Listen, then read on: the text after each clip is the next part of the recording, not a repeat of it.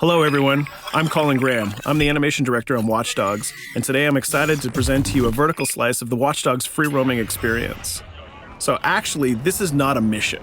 Everything we're going to showcase today is completely systemic, and we're free to do as we please. We start off in the wards, the low-income district of our interpretation of Chicago. When creating the world of Watch Dogs, we wanted to stay true to the city and give a unique flavor to each and every neighborhood, not only in terms of the architecture, but also in terms of the people that you'll encounter and what is happening in their day-to-day lives. In the wards, you'll see working-class citizens, rusty cars, gang members, abandoned houses, and low-grade pawn shops. It's really not the kind of place that you're going to want to be alone after dark. Nowadays, modern cities are increasingly managed by software, controlling traffic lights, electricity grids, and surveillance systems. In our version of Chicago, this management software is called CTOS, or the Central Operating System. The CTOS controls everything in the city, and it was created by the Bloom Corporation. Since the CTOS has been installed in Chicago, people get to work faster, the crime rate has dropped, and the communication networks are now more accessible and stable than they ever were before. It goes without saying that if everything is connected, somebody able to take over the system would be extremely powerful. At this point in the game, we don't have control over this district's CTOS system. The icons that you see over people's head mean that we cannot hack into their mobile devices at the moment. We need to find the CTOS control center, install a backdoor virus into the system to take control over all of the infrastructure in this district. There it is, the CTOS control center.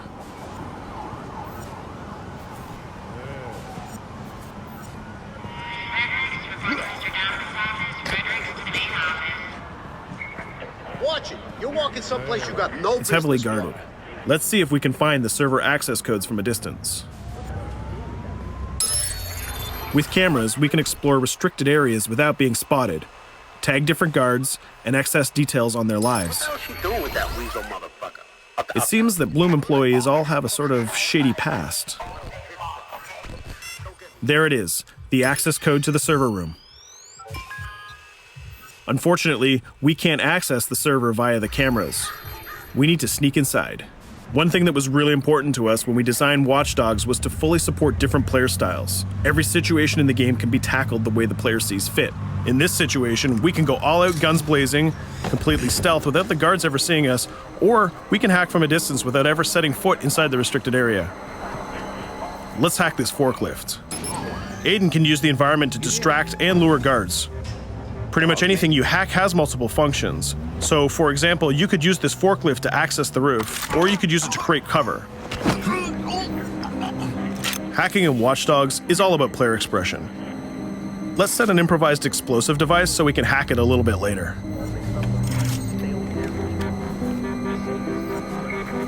You'll also notice Aiden's low-profile stance.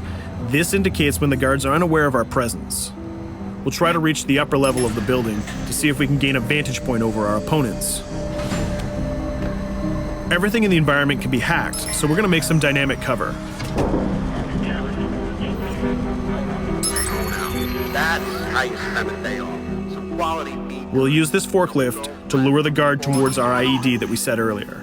Let's see how this plan unfolds. You're working them on.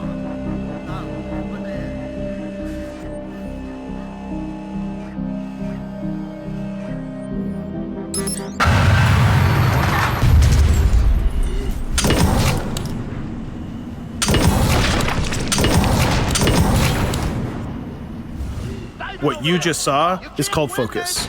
It represents Aiden's analysis capabilities and his quick reflexes. This gives the player more time to combine core game mechanics together, such as shooting, hacking, and driving, in order to handle more complicated situations.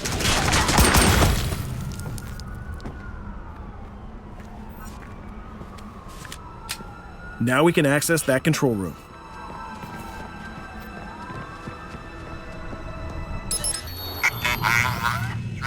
Drop 2, 5.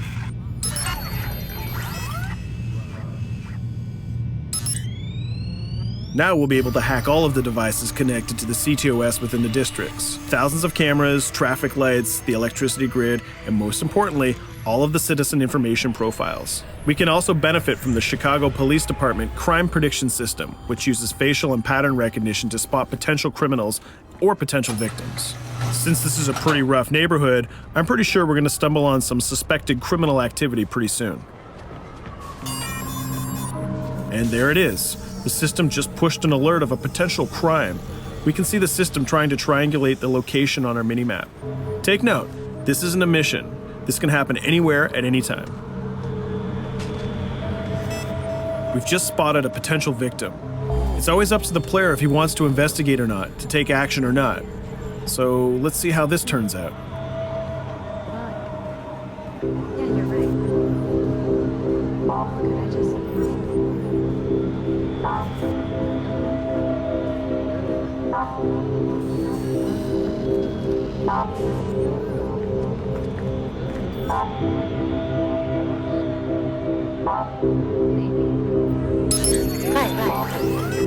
You think you're leaving me? Huh? Jesus, I told you to stay away from me! You belong to me now. Get it? You better leave or I'll call the cops! I'll fucking kill you, goddammit. Get off! Yo! That was close. Good thing that we intervened. We managed to prevent the crime, but we triggered a chase. From here, the criminal's behavior is unpredictable. He can try to get away, shoot back at us, surrender, or call for backup.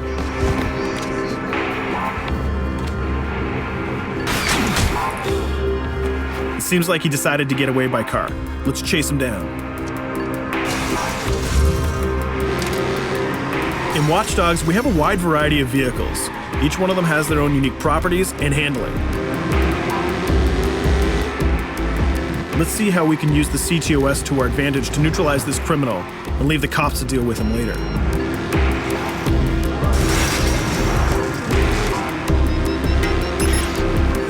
The chase stops right here. Using the blockers usually reserved for the cops during interventions, we managed to stop this criminal without killing him. This gives us a reputation bonus.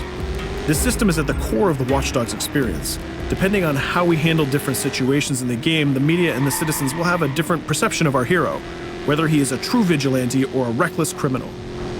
This will have repercussions throughout the game. Now, let's head for the Loop, the historical district of Chicago, where you're going to find the most iconic buildings in the city.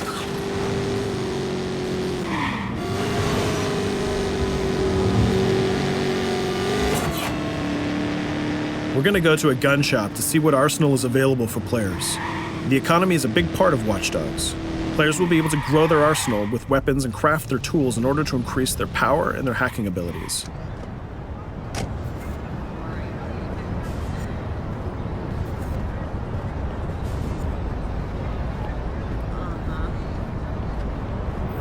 No, it's okay.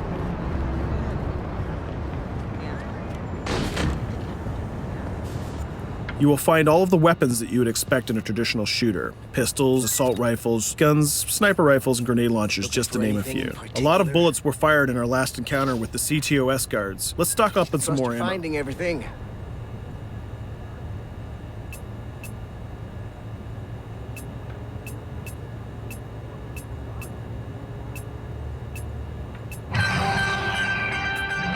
As we mentioned earlier, the media keep track of your actions and the citizens are going to react according to the perception that they have of you. Here, the media is reporting a crime in which you are the #1 suspect. The gun shop owner recognized you and decided to trigger a silent alarm to notify the police. Copy that. Possible wanted suspect presumed armed and dangerous. Police are now trying to locate the source of the threat using the surveillance system in the city, represented by the yellow circles on the minimap. Come in, PH3.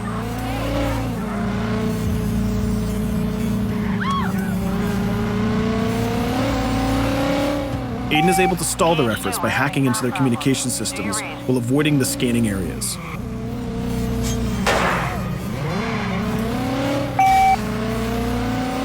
PH units, do you copy? Repeat, squad to all PH units. Once they've lost our trail, we can go back to our activities.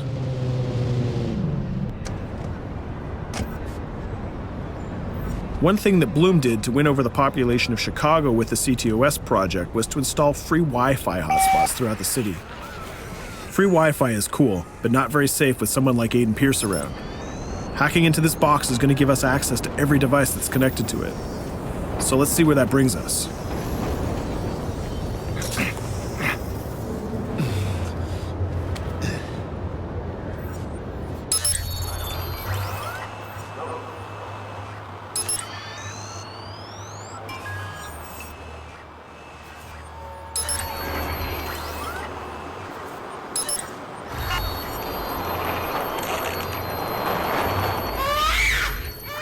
We just hacked into the webcam of a laptop. It seems that we're in the apartment of a mother and we can hear her baby crying in the background.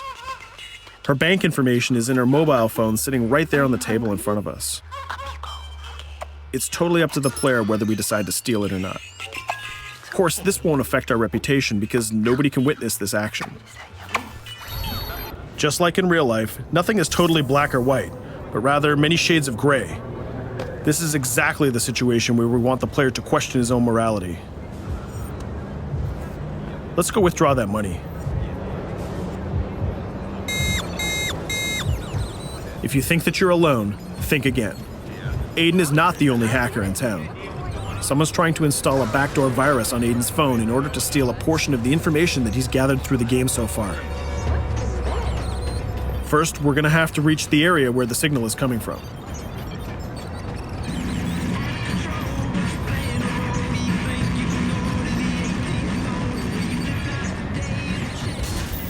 Using our profiler, we're going to try to identify the hacker before the installation finishes.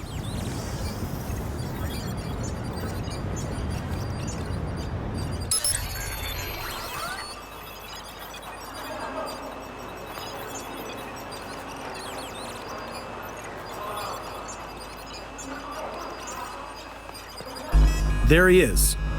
In Watch Dogs, things aren't always what they seem to be. This is actually another player that seamlessly came into our single-player experience. Let's not let him get away with this. We're gonna teach this guy a lesson.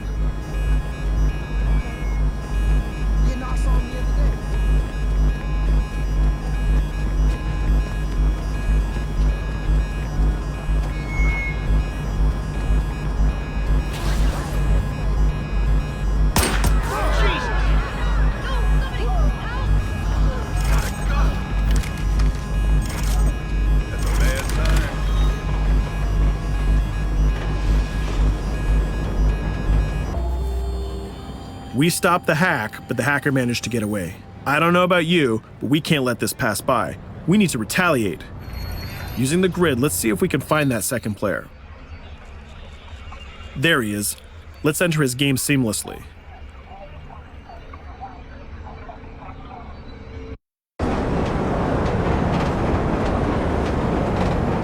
The second player is not yet aware of our presence. If we act carefully, he might think that we're one of the many NPCs in the city.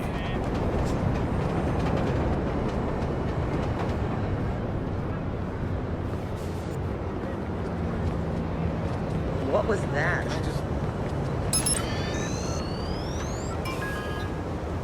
So let's find a place to hide and start hacking. What's going on?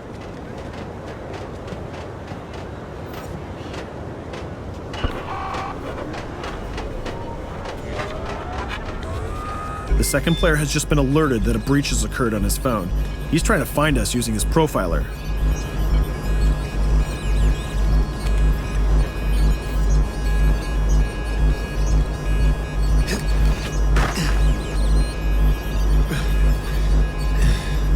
He's dangerously close. Let's hide in the car.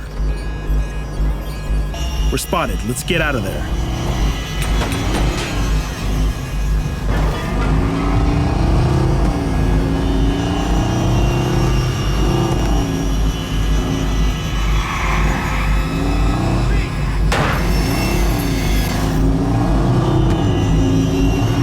Let's set up an ambush right here. By dragging the other player back here into the alley, we make sure that no civilians get hurt during the firefight. We didn't succeed in hacking the second player, but we did get a little bit of revenge. So that's what we have time for today. We hope you enjoyed our quick gameplay session. Stay tuned for more about Watch Dogs.